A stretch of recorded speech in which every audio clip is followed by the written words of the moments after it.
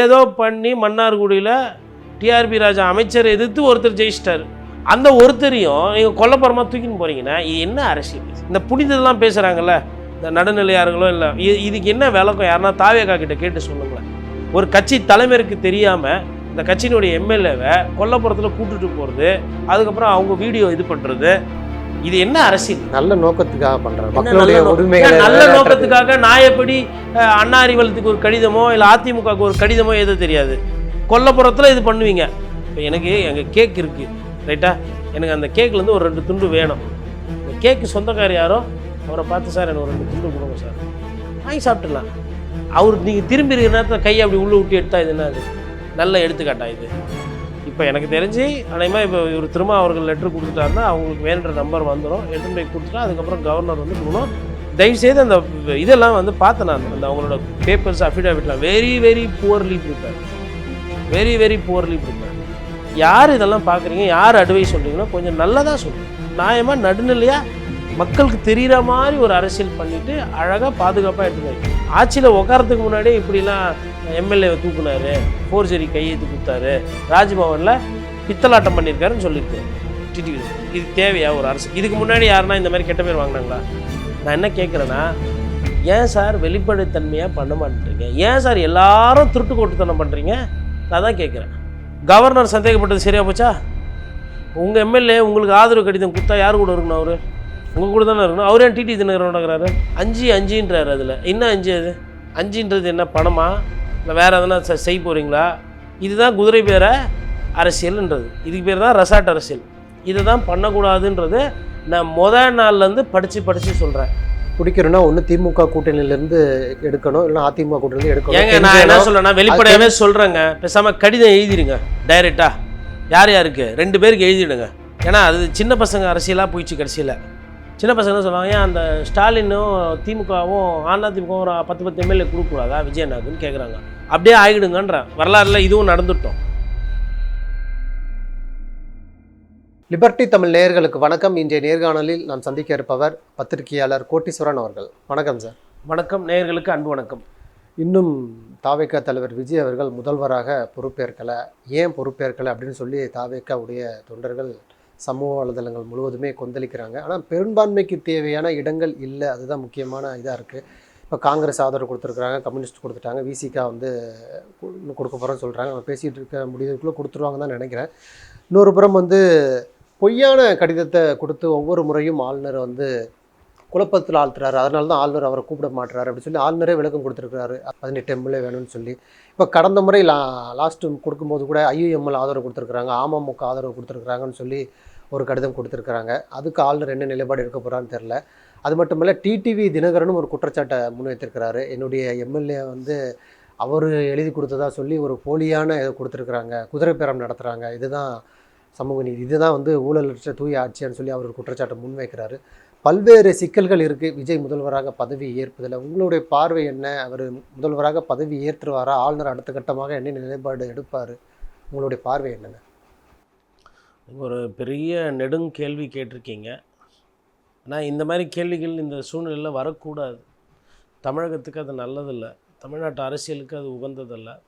But இவ்வளோ பெரிய ஒரு நெடுங்கேள்வி ராஜ்பவனை நோக்கி அதுக்கப்புறம் அரசியல் நகர்வுகளை நோக்கி வருதுன்னா அரசியல் பெரிய இடியாப்ப சிக்கலில் போய் சிக்கி. பெரிய கேள்வி எங்கேருந்து வருதுன்னா, சட்டமன்றம் அதாவது வெற்றி பெற்றவங்க ஆளுநரை கொடுப்பாங்க, வந்துடுவாங்க, ஆட்சி அமைப்பாங்க. அதுதான் 3 முறை சந்திச்சும் இது வரைக்கும் ஆட்சி அமைக்க முடியாது. அதான் வழக்கமாக கடந்த தேர்தலெலாம் பார்த்திங்கன்னா ஆளுநர் அலுவலகத்துக்கு போவாங்க, கான்வாய் போவாங்க.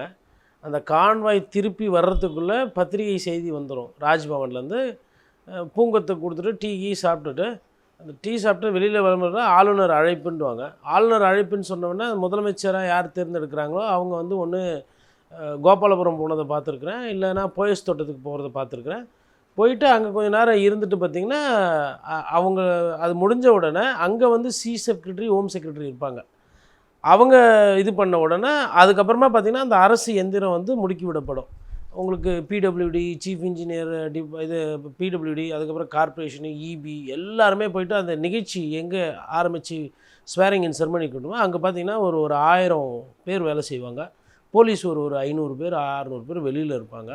உங்களுக்கு பார்க்கும்போது ஓகே இன்றைக்கி இந்த ஈவெண்ட்டு முடிஞ்சிடும் அப்படின்னோன்னா அது ஒரு நாள் 2 நாளில் முடிஞ்சிடும். இப்படி தான் பார்த்துருக்கோம் நம்ம ஆளுநர் மாளிகைக்கு போனதுக்கப்புறம்.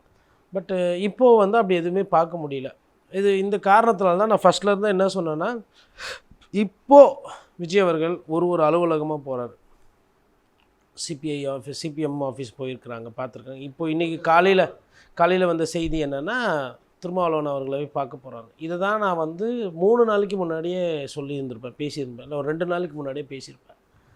நேரம் போகுது, அதனுடைய முக்கியத்தன்மையும் அதனுடைய சீரியஸ்னஸ் தெரியாமல் இவர் வந்து வேறு யாரையும் நம்பி இவர் களத்தில் வந்து விடுறாரு. அது சரி கிடையாது. இவ்வளோ சிக்கலுக்கு காரணமே அவரோட அணுகுமுறை. ஃபஸ்ட்டு நம்ம அதை புரிஞ்சுக்கணும். அதாவது மக்கள் அவருக்கு வந்து ஓட்டு போட்டிருக்காங்க, ஆனால் ஃபுல்லாக போடலை, ஒரு 108ஓடு நிறுத்திட்டாங்க. மக்கள் வந்து 120 போட்டிருந்தாலும் இவர் வந்து ஒரு சில அணுகுமுறை விஷயங்களை அவர் சரி செஞ்சுக்கணும். என்ன சரி செஞ்சுக்கணும் அப்படின்னா, ஒரு அரசியல்வாதியாக அவர் இன்னும் மாறவில்லை. இவங்களை கூப்பிடுவேன், இவங்களை கூப்பிட மாட்டேன், அவங்கள போய் நாம் பார்க்கணுமா, வாட்ஸ்அப்பில் அனுப்புறது, குதிரை பேர விஷயம் பண்ணுறது. இப்போது சும்மா இருந்தது அமமுக, ஒன்றுமே பிரச்சனையே இல்லாமல் இருந்தது அமமுக. இதை நான் வந்து ஒரு நேரலையில் 2 தினங்களுக்கு முன்னாடி பேசும்போது கூட ஒருத்தர் கேட்டார், உங்களுக்கு தெரியுமா தரவுகள் இருக்கான்னு. நான் சொன்னேன், புரிகிறவங்களுக்கு புரியும், குதிரை பேர அரசியல் நடக்குது. மத்தியில் இருக்கக்கூடிய அரசாங்கம் ஒவ்வொருத்தரோட ஃபோனுக்குன்னு டீட்டெயில்ஸ் எடுத்து வெளியில் போட்டாங்கன்னா தாவேக்காக்கு அசிங்கமாக போயிடும் அப்படின்னு நான் சொன்னேன் ஒரு தம்பிக்கிட்ட. அது பண்ணக்கூடாது. அதாவது எனக்கு வந்து இப்போது உதாரணத்துக்கு இப்போது லிபர்ட்டி தமிழ் தான் ஒரு கட்சி.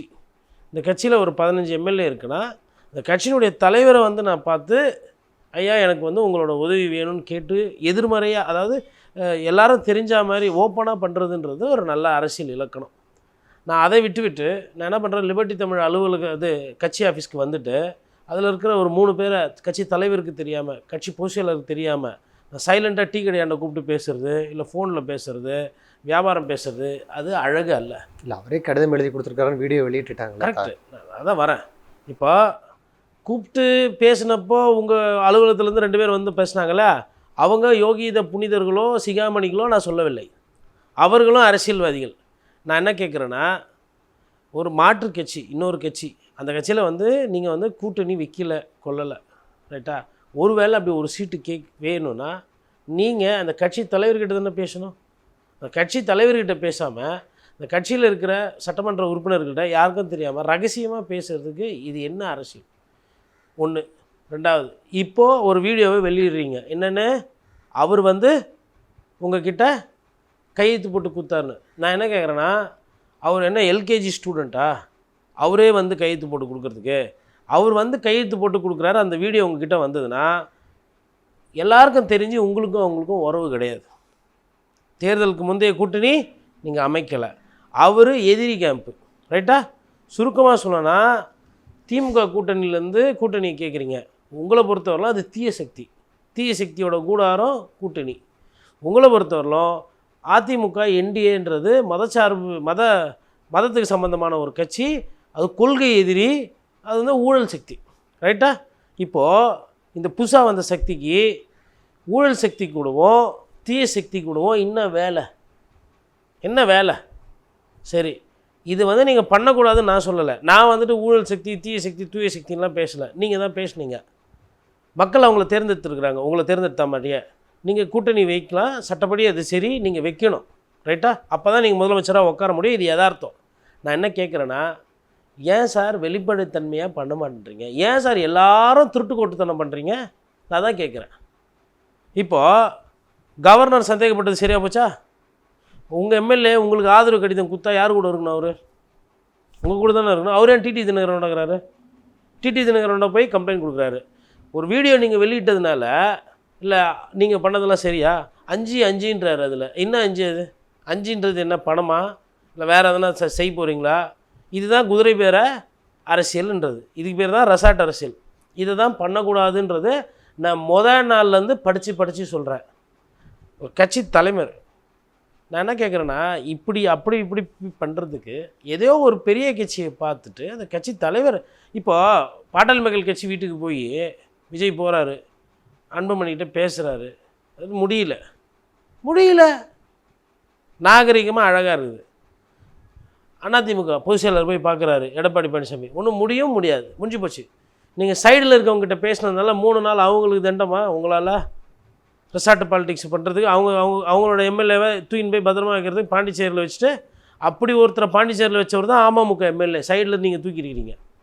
அப்புறம் வந்து நீங்கள் ரிலீஸ் பண்ண வீடியோவை நான் உண்மை தான் சொல்கிறேன்.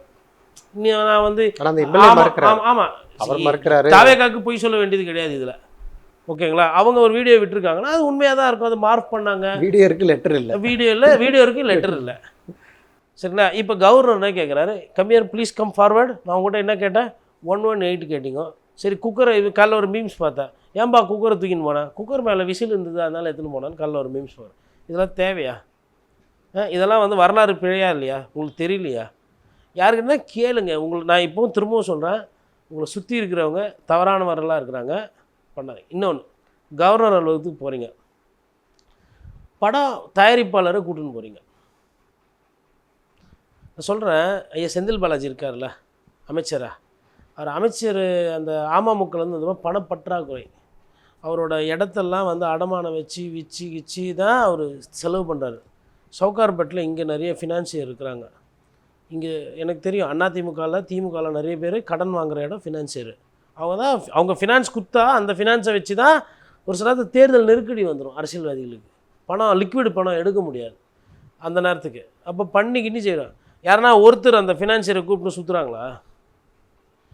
அரசியல் பேச போகும்போது கூட அரசியல்வாதி தான் வரணும். எனக்கு நண்பருக்கே எங்கள் வேலை கிடையாது. சசிகலா அவர்கள் வந்து அம்மையார் ஜெயலலிதா கூட எல்லா இடத்துக்கும் போனதுனால தானே விமர்சனம் வந்துச்சு, வந்துதா இல்லையா? நீங்கள் என்ன பண்ணோம்? புசி ஆனந்த், ஆதவர்ஜுனா, செங்கோட்டையன், ராஜ்பவன், அது மாதிரி கட்சிக்காரங்க ஒரு 5 பேர், இல்லை அருண்ராஜ், அந்த ஒரு 5 பேர் யாரோ அவங்க தான் வரணும்.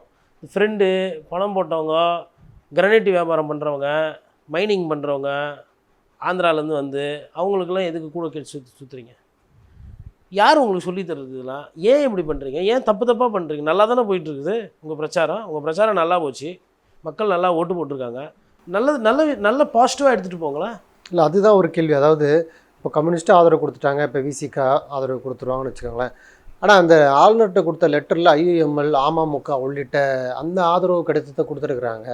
குதிரை பேரம்னு ஒரு மிகப்பெரிய குற்றச்சாட்டை டிடிவி தினகரன் முன்வைத்திருக்கிறாரு. இது போன்ற சிக்கல்கள் வந்து விஜய் அதான் கடிதத்தை படிச்சிருப்பார், பார்த்துருப்பாருல்ல, இவங்கெல்லாம் ஆதரவு கொடுத்துருக்குறாங்களா என்னென்னு டீட்டெயில் கேட்டிருப்பாரு. அதான் மாட்டிக்கிச்சு. அவர் பார்க்குறாரு லெட்ரு, பார்க்கும்போது ஐயுஎம்எல்ல 1 இருக்குது. அப்போ கவர்னருக்கு அட்லீஸ்ட்டு ஐயுஎம்எல்ல ஃபுல் அரசியல் தரனால 2 எம்எல்ஏ இருக்கிறாங்கன்னு தெரியும்ல, அமமுகவில் ஒரு எம்எல்ஏ இருக்கிறாங்கன்னு தெரியும்ல. இது செய்தியில் வந்துதான் என்ன, அவங்க பிஆர்ஓ ஆஃபீஸ் இருப்பாங்கள்ல, இது மாதிரி எதனா நியூஸ் வந்துச்சா, எதனா வெளிப்படையாக எதனா சொன்னாங்களா?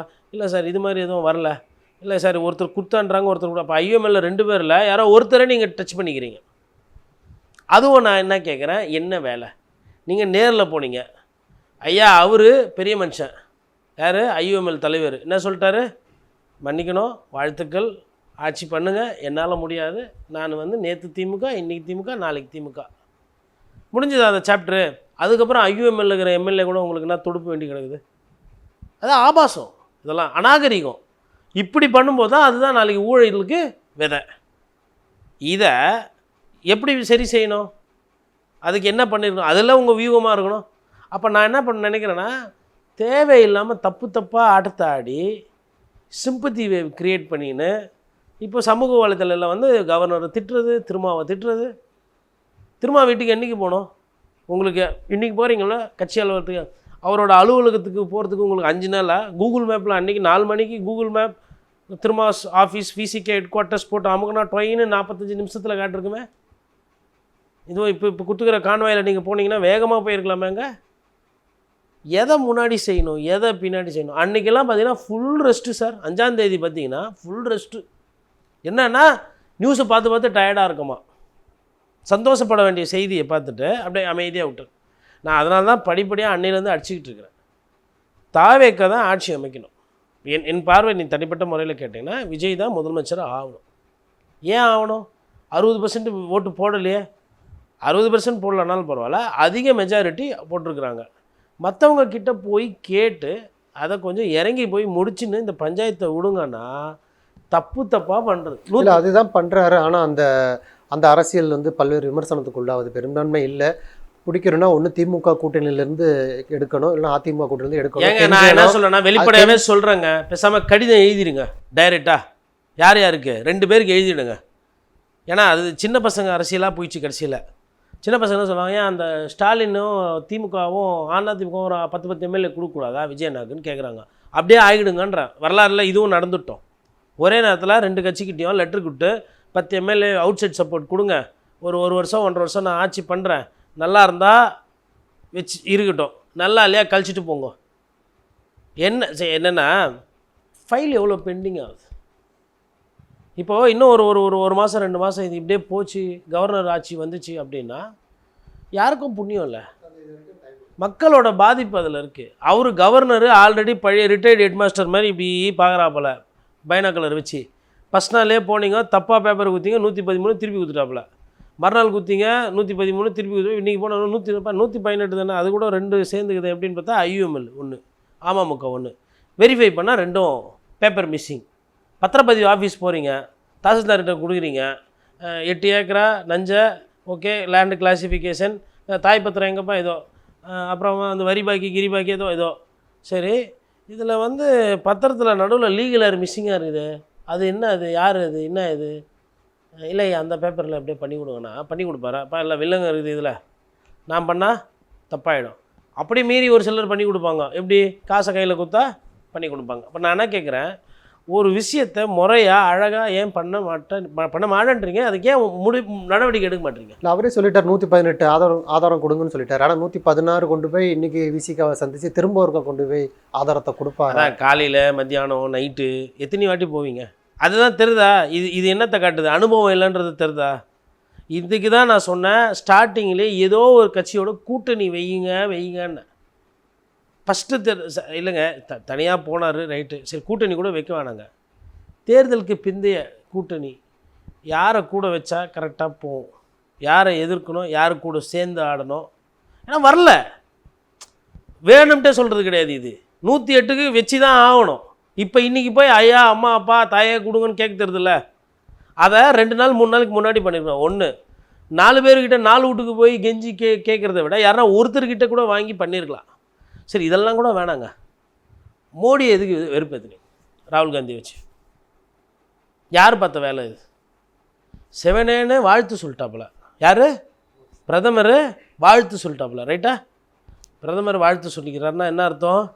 அப்பா ராஜா உங்கள் ஊரில் ஓட்டு போட்டாங்க, பிரதமர் ஆயிக்கோன்னு தான் அர்த்தம். பிரதமர் அலுவலகத்துலேருந்து சும்மா எல்லாருக்கும் XYZ ராமசாமி கன்சாமி இஸ்மாயில் பாய் அந்தோனி ராஜிக்கெலாம் வாழ்த்து சொல்ல மாட்டாங்க.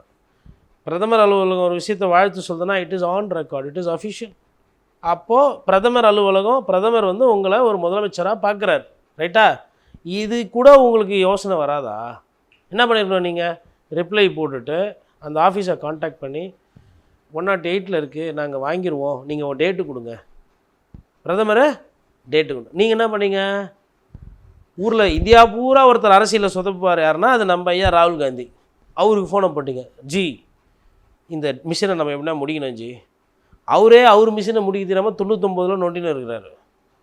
நீங்கள் யாரை நம்ம ஒரு வேலைக்கு சூஸ் பண்ணுறோன்றது முக்கியம். அவரை நீங்கள் உக்காந்துட்டதுக்கப்புறம் சூஸ் பண்ணியிருக்கணும், உக்காடுறதுக்கு முன்னாடி சூஸ் பண்ணக்கூடாது. காங்கிரஸ் நல்ல கட்சி, ராகுல் காந்தி நல்லவர், அதெல்லாம் உங்கள் பார்வையில் சரி ரைட்டாக, நான் இல்லை சொல்லலை. எப்போ எதை முன்னாடி பண்ணணும்? ஃபஸ்ட்டு ரச சாதம் சாப்பிட்டு ஊறுகாவெலாம் நக்கிட்டு அதுக்கப்புறமா முதல்ல ஃபஸ்ட்டு சாதம் போட்டு சாம்பார் சாப்பிடுவீங்களா? இல்லை சாம்பார் காரக்குழம்புலாம் சாப்பிட்டுட்டு ரசம் தயிருக்கு வருவீங்களா? இதே நடைமுறை. இவர் என்ன பண்ணார்? எல்லாத்தையும் உல்ட்டா பண்ணார். ஃபஸ்ட்டு ராகுல் காந்தியை கூப்பிட்டோன்னே சரி ராகுல் காந்தியை என்ன பண்ணிடணும்? அரசியல் தெரிஞ்சவர், இப்போ இந்த ஆட்டை நான் உள்ளே வந்தால் கெத்து விட்ருவாங்க, கோளாறு ஆகிடும், கோளாறு இல்லாமல் நீயே பார்த்து நல்லபடியாக முச்சிக்கோ, பரவாயில்ல வாழ்த்துக்கள், அப்படியே ஒதுங்கி இருக்கணும். அவர் என்ன பண்ணார்? அவர் தான் ஆரம்பித்தார் இந்த ஆட்டத்தை. அவர் என்ன பண்ணார்? சிபிஐ சிபிஎம்மில் மேலே டெல்லியில் இருக்கிறவங்களுக்கு பேசுகிறாங்க. இதெல்லாம் மத்திய அரசுக்கு தெரியாதா? ஓ கதை அப்படி வருதா? சரி ரைட். சிங்கிள் லார்ஜஸ்ட் பார்ட்டி பார்த்தா டெக்னிக்கலாக தப்பு. என்ன டெக்னிக்கலாக தப்பு? ஃபஸ்ட்டு எடுத்த உடனே 108 தனியாக கொடுத்துருக்கணும். காங்கிரஸ் 5 சேர்த்து கொடுத்தோன்னே கூட்டணியாக கொடுத்துட்டீங்க. கூட்டணியாக கொடுத்து நம்பர் 118 வரல. 2வது கொடுக்குறீங்க, அதில் பார்த்தா 2 எம்எல்ஏ வந்து போலி, அதாவது அவங்க இல்லை. ஐயூஎம்எல் பத்திரிகையாளரில் ஓப்பனாக சொல்லிட்டாங்க, நாங்கள் அந்த கட்சிக்கும் சப்போர்ட் இல்லை. நீங்கள் எப்படி உங்களோட பேப்பரில் ஐயூஎம்எல் பேர் வந்துச்சு? அமமுக ஒரு படி மேலே போய் இது ஃப்ராடு வேலை, ஃபோர்ஜரி, திருட்டு கொட்டு வேலை, திருட்டுத்தனம். என்னை பார்த்தா நான் வெண்ணையாக தருதா? ஒரு எம்எல்ஏனா தூக்கிட்டா பழைய அரசியல்வாதி. விஜய்க்கும் டிடிவி தினகரனுக்கும் எங்கேயுமே சண்டை கிடையாது. சும்மா இருந்ததை சங்க ஊதிகத்தை ஆண்டின்ற மாதிரி நீங்கள் அமமுகவை தூக்கி அதுவே கஷ்டப்பட்டு போராடி இப்போ தான் ஒரு கூட்டணி வச்சு அவங்களோட மொத்த ரெக்கார்டு பார்த்தா அவர் ஒரு எம்எல்ஏவாக இருந்தார். அப்புறம் இப்போ ஒரு எம்எல்ஏ ஏதோ பண்ணி மன்னார்குடியில் டிஆர்பி ராஜா அமைச்சரை எதிர்த்து ஒருத்தர் ஜெயிச்சிட்டார். அந்த ஒருத்தரையும் நீங்கள் கொல்லப்புறமா தூக்கின்னு போகிறீங்கன்னா இது என்ன அரசியல்? இந்த புனிதெல்லாம் பேசுகிறாங்கல்ல இந்த நடுநிலையார்களோ இல்லை, இதுக்கு என்ன விளக்கம்? யாருன்னா தாவேகா கிட்ட கேட்டு சொல்லுங்களேன். ஒரு கட்சி தலைமைக்கு தெரியாமல் அந்த கட்சியினுடைய எம்எல்ஏவை கொல்லப்புறத்தில் கூட்டுட்டு போகிறது, அதுக்கப்புறம் அவங்க வீடியோ இது பண்ணுறது, இது என்ன அரசியல்? நல்ல நோக்கத்துக்காக பண்ணுறாங்க, மக்களுடைய உரிமைகளை நல்ல நோக்கத்துக்காக. நான் எப்படி அண்ணா அறிவலத்துக்கு ஒரு கடிதமோ இல்லை அதிமுகவுக்கு ஒரு கடிதமோ எது தெரியாது, கொல்லப்புறத்தில் இது பண்ணுவீங்க. அதிமுக அடுத்து விட போகிறாங்க. இங்கே 4 பேர், அங்கே 6 பேர் பேசுகிறாங்க. செங்கோட்டையன் பேசுகிறாரு, அவர் பேசுகிறாரு, இவர் பேசுகிறாரு, சிவி சண்முகத்தோட தொடர்பு, எஸ்பி வேல்மணியோட தொடர்பு. என்ன வேலை இது? எதுக்கு இப்படி? நான் என்ன சொல்கிறேன்னா, இப்போ எனக்கு எங்கள் கேக் இருக்குது ரைட்டா, எனக்கு அந்த கேக்லேருந்து ஒரு 2 துண்டு வேணும். அந்த கேக்கு சொந்தக்கார் யாரோ அவரை பார்த்து, சார் எனக்கு ஒரு 2 துண்டு கொடுங்க சார், வாங்கி சாப்பிட்டுலாம். அவர் நீங்கள் திரும்பி இருக்கிற நேரத்தில் கையை அப்படி உள்ளே விட்டு எடுத்தால் இது என்ன? அது நல்ல எடுத்துக்காட்டா இது? இல்லை நீங்கள் ஒரு வீட்டுக்கு வாடகைக்கு போகிறீங்க, ஓனர்கிட்ட வாடகை பேசுவீங்களா இல்லை அங்கே இருக்கிற செக்யூரிட்டி வாட்ச்மேன்கிட்ட பேசுவீங்களா? யார் உரிமையாளரோ யார் பொறுப்பாளரோ அவங்ககிட்ட தானே பேசணும். இது நான் பேசுறது யதார்த்தமாக இல்லையா? இதை நீங்கள் பண்ணீங்க. கவர்னரு இதுக்கு என்ன விளக்கம்? இது என்ன இந்த பேப்பர்ஸ் இல்லை, இது எம்எல்ஏ யார் கூப்பிடணும்? அப்போ டிடிவி தினகரன் இப்போ பத்திரிகையாளர்கிட்ட ஓப்பனாக சொல்லிட்டார். இதெல்லாம் வந்து அதாவது போய் உட்காரத்துக்கு முன்னாடியே அவலம் இதாச்சுங்களா? இப்போது சரி, இப்போ ஆனதெல்லாம் ஆகிப்போச்சு. திரும்ப வீட்டிலே உட்காந்துக்குங்க. ஓவராக டாஜிங் பண்ணுறீங்கண்ணா. நீங்கள் 2 ஓட்டை வச்சுக்கிட்டு நானும் பார்க்குறேன் 3 நாளாக இது நல்லது கிடையாது, நான் வேறு யாருக்கும் போகாமல் உங்ககிட்ட வந்திருக்கிறேன், சொன்ன சொல்லு காப்பாற்றுங்க. நீங்கள் என்ன சொன்னீங்க? சிபிஐ சிபிஎம் என்ன முடிவு எடுக்குதோ அதை ஒட்டி ஒத்த கருத்தாக எடுப்பேன்னு சொன்னீங்களா? சொல்லிவிட்டு நேற்று நைட்டு எதுக்கு நான் அண்ணாரி வேலையும் போனீங்க? வாட் ப்ரோ, ராங் ப்ரோ, திரும்ப ப்ரோ, டோன்ட் டூ திஸ், லெட்டரை கொடுங்க, வாங்க அப்படியே போகலாம். நான் நீங்களும் உங்களையும், ஏன்னா திரும்ப விடக்கூடாது வெளில, சீனியர் அவரையும் அப்படியே கூட வச்சுன்னு ராஜ்பவன் இட்டுன்னு போய்டுங்க. யார் கூட இருக்கணுன்றது நான் சொல்கிறது புரியுதுங்களா? இப்போ இந்த நேரம் இந்த கிரனைட் வியாபாரி, இந்த படம் எடுக்கிறவங்க, இவங்களெல்லாம் இல்லாமல் கூட சிபிஐ விசிகாவில் இருக்கிற முன்னணி தலைவர் 2 பேரை கூப்பிட்டு போட ராஜ்பவன் போகலாம். ஒரு பார்க்கும்போது எப்படி தெரியாது? ஓகே வா, 3-4 கட்சி சேர்ந்து போகிறாங்க, அழைக்கிறாங்க ராஜ்பவன். அப்போ கவர்னருக்கு ஒரு அழுத்தம். தப்பாக பேப்பரை கொடுத்துட்டு கவர்னர் அவர் எப்படி பயப்படுவார்? கவர்னர் ஃபஸ்ட்டு வாட்டி போனப்போ பூங்கொத்து கூட எடுத்துகிட்டு போகலாங்க அவர் கவர்னரை பார்க்க. 3வது தடவை கொடுத்துருக்குறாரு. ஏன் ஏதாவது என்னென்னா கருப்பு பொட்டு சிவப்பு கயிறு ஒரு பூங்கொத்து. அவர் கயிறு எந்த கயிறுனா கட்டிக்கிட்டோம், அது அவர் பிரச்சனை. இவர் கயிறு கட்டினுக்கிற ஒருத்தர் மல்லிப்பூ சுற்றின்னு போனார், ஞாபகம் இருக்கா? அதெல்லாம் ஓகே, கோயிலேருந்து குத்துருப்பாங்க, ரைட்டு, யாரோ ஒருத்தர் சொல்லியிருப்பாங்க. ஏன்னா இப்போ பயத்தில் இருப்பீங்க, என்ன ஆகும்னு தெரியலையே, நல்ல நேரமாக பார்த்து சொல்லு சாமி அப்படின்னா அவர் சொன்னால் தான் அது. இதெல்லாம் நான் அதுக்கு தான் சொல்கிறேன், உழைப்புன்றது இது எல்லாத்துக்கும் மேலே. உங்களோட உழைப்பை எவ்வளோ செலுத்தணும், யார் யாரோட சேர்ந்து செலுத்தணும், எப்படி பண்ணணுன்றது ஒரு வியூகம். இப்போ எனக்கு தெரிஞ்சு அநேகமாக இப்போ இவர் திரும்ப அவர்கள் லெட்ரு கொடுத்துட்டாருன்னா அவங்களுக்கு வேணுன்ற நம்பர் வந்துடும், எடுத்துன்னு போய் கொடுத்துட்டா அதுக்கப்புறம் கவர்னர் வந்து கொடுக்கணும்.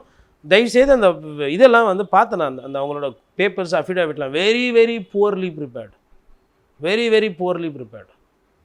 நான் என்ன கேட்குறேன்னா, விஜய் சார் உங்களுக்கு தாவைக்க உங்களுக்கு கிளையண்ட்டு இல்லை, உங்களுக்கு வந்து ஒரு கட்சின்னா யார் இதெல்லாம் பார்க்குறீங்க, யார் அட்வைஸ் சொல்கிறீங்களோ கொஞ்சம் நல்லதாக சொல்லுங்கள், நல்லதாக ஸ்ட்ரெயிட்டாக நியாயமாக நடுநிலையாக மக்களுக்கு தெரிகிற மாதிரி ஒரு அரசியல் பண்ணிவிட்டு அழகாக பாதுகாப்பாக எடுத்துட்டு. ஆட்சியில் உட்காரத்துக்கு முன்னாடியே இப்படிலாம் எம்எல்ஏவை தூக்குனார், ஃபோர்ஜரி கையெழுத்து கொடுத்தாரு, ராஜ்பவனில் பித்தலாட்டம் பண்ணியிருக்காருன்னு சொல்லியிருக்கிறார் டிடிவி தினகரன். இது தேவையா ஒரு அரசுக்கு? இதுக்கு முன்னாடி யாருன்னா இந்த மாதிரி கெட்ட பேர் வாங்கினாங்களா? இது வந்து நல்லதில்லை. எவ்வளோ சீக்கிரம் சரி செய்கிறாரோ அவ்வளோ சீக்கிரம் மக்களுக்கு நல்லது. அதுக்கு தான் நான் இவ்வளோ பேசுகிறேன். ஏன்னா மக்களுக்கு வந்து கையெழுத்து போடணும், இப்போது இப்படி பாருங்களேன், முதல் கையெழுத்து என்ன போட போகிறாருன்ற எல்லாம் ஒரு ஆர்வமாக இருப்பாங்க. ஒரு 6 சிலிண்ட்ரு, இல்லை இலவசமாக பஸ்ஸில் போகலாம், இல்லை பெண்களுக்கு ஒரு 2500 ரூபா, ஏதோ ஒரு 4-5 கையெழுத்து இல்லைங்களா? அது ஜிஓ, இவர் கையெழுத்து போட்டோன்னா அது ஜிஓ ஆகும், ஜிஓ கலெக்டருக்கு போவோம். அப்புறம் என்ன பண்ணுவாங்க, அது கலெக்டர் ஏதோ ஒரு கலெக்டர் ரெடி பண்ணிவிட்டு முதலமைச்சரை கூப்பிடுவாங்க. இந்த திட்டத்தை வந்து நம்ம மாவட்டத்தில் வந்து முதல்ல தொடங்கலாம் அப்படின்னா, அந்த மாவட்டத்தில் இருக்கிறவங்க அந்த ஃபஸ்ட்டு அந்த திட்டம் இம்ப்ளிமெண்ட் ஆகும். அப்புறம் ஒவ்வொரு மாவட்டமாக வரும். அப்படி தான் ஒரு அரசு இயங்கணும். இப்போ அரசு இயங்க விடாமல் நீங்கள் எல்லாம் சேர்ந்து இடியாப்ப சிக்கலை தடுத்து நிறுத்துறீங்க. சரி, யார் இந்த அநியாயத்தை பண்ணுறது, யார் இந்த அதர்மத்தை பண்ணுறாருன்னா நான் தான் அப்படின்ற மாதிரி ஒருத்தர் கம்முனுங்கிறாரு. ஐயா யார் ஐயா நீங்கன்னா, நான் தான் தாவேகா தலைவர் விஜய். ஐயா நீங்களே எதுங்க ஐயா உங்களுக்கு இப்படி முட்டுக்கட்டை போட்டுக்கிறீங்கன்னா, இல்லை பழக்கம் இல்லை, புதுசு. சரி புதுசுன்னா வேறு யாருன்னா அனுபவமாக 2 பேரும் கூட வச்சுக்கன்னா, அதெல்லாம் வச்சுக்க மாட்டேன், அவங்களாம் வந்து மதச்சார்பு சக்தி, நான் ஒரு சக்தியை டெல்லியில் நம்பியிருக்கிறேன். யார் ஐயா? ராகுல் காந்தி. மொத்தமாக போச்சு போ. தீவிரமாக இருக்கிறார் பாஜக எதிர்ப்பில். யார்? விஜய். சரி, அவங்க எதிர்த்தாங்கன்னா என்ன ஆகும்? நான் என்ன சொல்கிறேன்னா, நீங்கள் உட்காந்துட்டு எதிருங்களேன். உங்களை யாரும் வேணாண்ணா, முதலமைச்சராக உட்காந்துட்டு எதிருங்க. யார் வேணாண்ணா?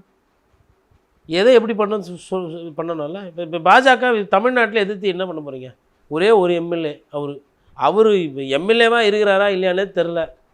அவர் வந்து அந்த மலைவாழ் மக்கள் அவர் நேசிக்கிறாங்க, ஓட்டு போட்டாங்க, ஜெயிச்சிட்டாரு. பாஜக ஜெயிச்சாங்க இல்லைங்க, அவருக்கு சொந்த செல்வாக்கு போனாடி பாவம் தோத்தார், சிம்பத்தி வேவுன்றாங்க. அண்ணாமலை வந்துட்டு ஒரு ட்வீட்டு பார்த்தேன், ஏதோ காற்று வாங்க போனேன்னு அப்படின்ற மாதிரி ஏதோ அப்படி பார்த்துட்டு கடலை பார்த்து ரசிக்கிறாரு, காற்று சில்லுன்னு அடிக்கிற மாதிரி. அவங்க லீவில் இருக்கிறாங்க, வெக்கேஷனில் இருக்கிறாங்க. அவங்கள போய் பராண்டி நான் பாஜகவை எதிர்க்கிறேன். சரி, பாஜக எதிர்த்தா கவர்னர் கோவப்படுவார்ல, அப்போ அனுபவிங்க. கவர்னரை கோவப்படாமல், சார் ஒரு ஸ்லேட் எடுத்துன்னு வாங்க, ரப்பரு ஸ்லேட்டு பென்சில்லாம் இன்னும் எழுதி கொடுங்க சார், என்ன சார் பண்ணோம், நானாக தான் பண்ணுவேன். கவர்னர்கிட்ட எப்பா சாமி உனக்கு ஏன் வேணும்? இப்போது ஒரு சில தாசில்தார் முகத்தோடு தான் இருக்கிறார் கவர்னர். அதுக்கு சிரிக்கிறாருன்றதுக்கோசம் நம்ம ஈஸியாக எடுத்துக்கலாமா? நானாக தான் என்ன பண்ணுவோம், இப்போ உட்காந்துருவேன் 3 மணி நேரம் இங்கே தான் இருப்பேன், எழுதி கொடு, என்ன பண்ண சொல்லு, நீங்களே எழுதி கொடுங்க, நீங்களே ஹெல்ப் பண்ணுங்கள்.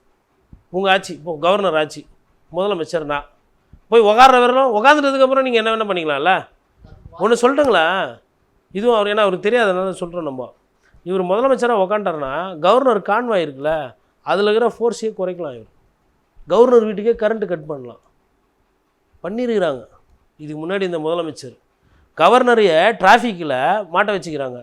எக்ஸலன்சி கான்வாய் டிராஃபிக் ஜாம்னா நான் அங்கே ஒண்டியா டிராஃபிக் ஜாம், ஊரெல்லாம் டிராஃபிக் ஜாம் ஓவருன்னெலாம் சொல்லியிருக்கிறாங்க. இதெல்லாம் நடந்திருக்கு அது. ஆனால் ஃபஸ்ட்டு நாள் போகும்போதே இந்த மாதிரி தப்பாக பேப்பர் எடுத்துன்னு போகல யாரும்.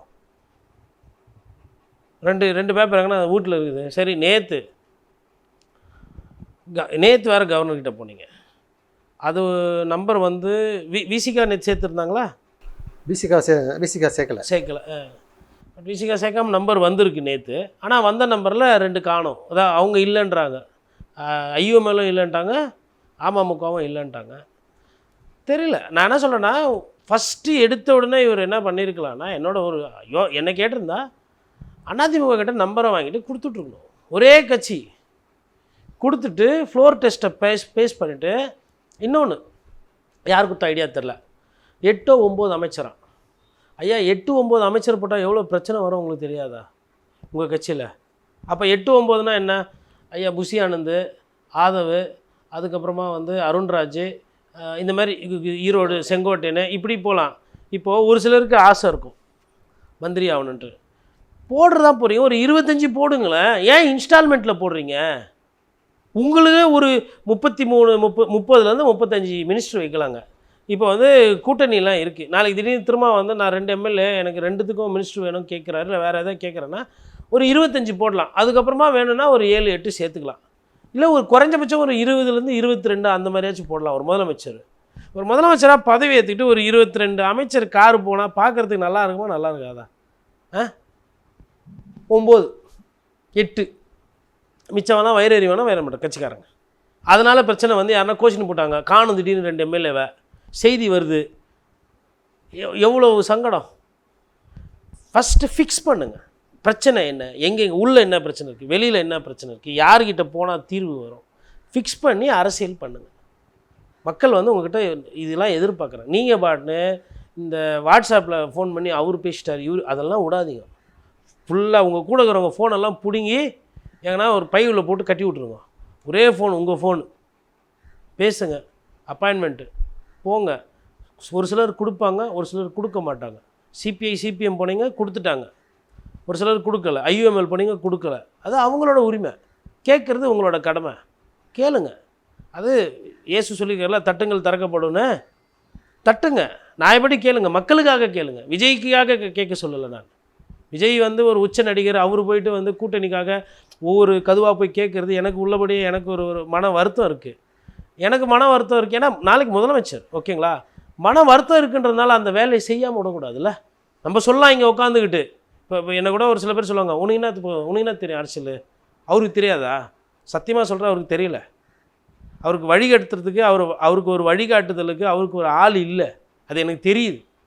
ஆனாப்பட்ட கலைஞருக்குமே 2-3 பேர் அவருக்கு ஈக்குவலாக சிந்திச்சு இது சரியாக போகிறோம், இது சரியாக வராது.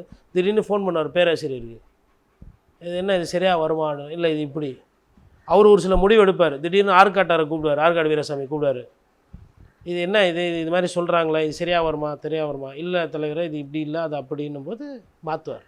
துரைமுருகனை கூப்பிடுவார், போயிட்டு விசாரிச்சுன்னு வந்து சொல்லு மறைமுகமாக என்ன நடக்குது, யார் தப்பு பண்ணுறா, நம்ம மேலே தப்பா அவங்கள விமர்சனம் சொல்கிறவங்கள தான் ஃபஸ்ட்டு கிட்ட வச்சிங்கன்னு கேட்பார். பாராட்டுறதுக்கு எனக்கு ஆல்ரெடி வைரமுத்து அது மாதிரிலாம் இருக்கிறாங்க. அதாவது அரசாங்கத்தை பாராட்டி பேசுகிறதுக்கெலாம் நிறைய பேர் இருக்கிறாங்க. நீங்களாம் வேணாம். எனக்கு என்ன நடக்குது, அம்மையார் ஜெயலலிதா ஒரு சில ஆஃபீஸர்ஸ் கிட்ட கேட்பாங்க, ஒரு சில பத்திரிகையாளர்கிட்ட, பகவான் சிங் கிட்ட கன்சல்ட் பண்ணுவாங்க, பகவான் சிங் கிட்ட, சோ அவர்கள்கிட்ட கன்சல்ட் பண்ணுவாங்க. ஒரு சில மூத்த வழக்கறிஞர்கள், ரிட்டையர்டு ஜட்ஜி இருப்பாங்க சுப்ரீம் கோர்ட், அவங்கக்கிட்ட பேசுவாங்க. இது இப்படி வருமா அப்படி வருமா கேட்பாங்க. நீங்கள் யாருக்கிட்ட பேசுகிறீங்க, யாரை வச்சு இருக்கிறீங்க, என்ன பண்ணுறீங்க, ஏன் இப்படி வந்து ஒரு சிக்கலில் போய் சிக்கலை ஆக்கி விட்டுட்டீங்க? அழகாக இருந்ததை இவரே சிக்கல் ஆக்கி விட்டார். என்னென்ன சிக்கல்லாம் திறமை பண்ணார்? உடனடியாக நடவடிக்கை எடுக்காமல் பண்ணது ஃபஸ்ட்டு. ரெண்டாவது, சிங்கிள் லார்ஜஸ்ட் பார்ட்டி 108 தனியாக கொடுத்துருக்கணும். காங்கிரஸை அப்போ சேர்த்துருக்கக்கூடாது, காங்கிரஸை இப்போ சேர்க்கணும். அந்த லெட்டர்லாம் கொடுத்துட்டு ஸ்வேரிங் இன் செர்மனி வருது இல்லைங்களா? ஸ்வேரிங் இன் செர்மனி வந்துட்டு சபாநாயகர் வச்சு ஓட்டெடுப்பு போட்டாங்களா? 118 காட்டிட்டு காங்கிரஸோட சேர்த்து 123 இன்னொன்று இவர் நினச்சிக்கிட்டு இருக்காரு 118னா 118 வாங்கி போய் கவர்னர்கிட்ட கொடுத்துட்டு முடிச்சிச்சின்னு. நான் கேட்குறேன், இதெல்லாம் நாட்டில் நடந்திருக்கு இந்த அவலம். அதனால சொல்கிறேன், கெடுத்து விடுறவங்க இருப்பாங்க நிறைய பேர். யாரோ ஒருத்தர் ஒரு 2 எம்எல்ஏவை திடீர்னு காசை கொடுத்து நம்பிக்கை ஓட்டெடுப்பில் 2 பேர் மாற்றி போடுங்கன்னு மாற்றி போட்டால் என்ன ஆகிடும்? 118ன்னா இப்போ சட்டை பேண்ட்டு தைக்கணும், இந்த இடத்துல வந்து ஒரு ஜோபி வரும். நான் என்ன பண்ணுறேன், கொஞ்சம் அழகாக வைப்பு பண்ணோம், பாட்டு பண்ணணும்னு சொல்லிட்டு இன்னும் 2 ஜோபிக்கு எக்ஸ்ட்ரா கேட்குறேன். இங்கே ஒரு ஜோபி, கீழே ஒரு 4 ஜோபி இருக்கணும். அப்போ அது எக்ஸ்ட்ரா துணி எடுக்கணுமா எடுக்கக்கூடாதா? அதே 90 மீட்ரு 1.5 மீட்ரு பேண்ட்டுக்கு இது, ஷர்ட்டுக்கு இது, இப்படியே தான் எடுக்கணுமா? ஒரு 10 எம்எல்ஏ உங்களுக்கு எக்ஸ்ட்ரா வேணுங்க, அதை புரிஞ்சுக்கோங்க. நீங்கள் திருப்பி மறுபடியும் இந்த மாதிரி போய் நின்று அதுக்கப்புறமா வந்து கவுந்து போச்சுன்னா அப்புறமா வந்து இருக்கிறவங்கள குறை சொல்லாதீங்க. இது அரசியல், அப்படி தான் ஆடுவாங்க. உங்கள் இஷ்டத்துக்கு ஏற்ற மாதிரி ஆட மாட்டாங்க. அது என்னென்னா அவர் ஃபாலோ பண்ணுறாங்க இல்லையா, அவங்க நினைக்கிறாங்க எல்லாம் சேர்ந்து ஏதோ சதி பண்ணுறாங்க. சதி கிடையாதுங்க. இது வந்து அரசியல். சதின்றது வேறு. இன்னும் அதெல்லாம் அண்ணன் பார்க்கவே இல்லை. பெரும்பான்மை இருந்து முதல்வர் ஆகலனா தான் சதி. ஆமாம், பெரும்பான்மை இருக்குது. 119 இல்லை 118 வச்சிருக்கிறாரு. இவரை கூப்பிடலன்னா சரி. இவரை கூப்பிடல அப்படின்னா திமுக பண்ணுது, அதிமுக ஏதோ சேட்டை பண்ணுது. நம்பர் இல்லை, யதார்த்தம். அப்போது தெரில இது எங்கே போகுதுன்னு. நன்றி. நிறைய நல்ல தகவல்களை நேரில் சொல்லியிருக்கீங்க. உங்களுடைய நேரத்துக்கு நன்றி. நன்றி.